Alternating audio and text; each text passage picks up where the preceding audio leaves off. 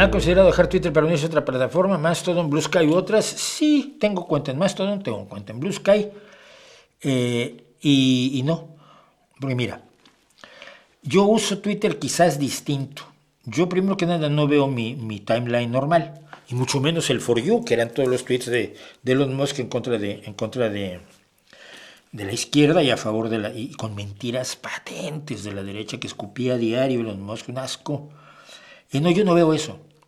Yo uso TweetDeck. Claro, para eso le tengo que pagar a Donald Trump, ni modo, lo siento. Es el salario del miedo, ¿no? Entonces yo uso TweetDeck y tengo mis listas. Tengo una lista de noticias, tengo una lista de política, tengo una lista de música, donde voy metiendo lo que me interesa. Entonces en noticias pues tengo los medios que me interesan, incluso los de ultraderecha, tengo varios. Y así me puedo informar todos los días de golpe.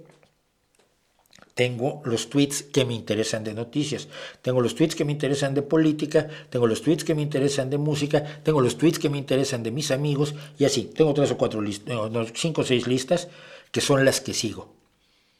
La gente que escribe al aire, pues al aire le escribe, a mí no, yo no estoy allí.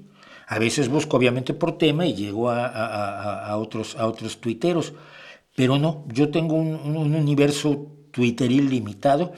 No me afecta mucho la basura mosquiana y ninguna de las otras 2 plataformas voy a tener a esta misma gente, porque no están allí.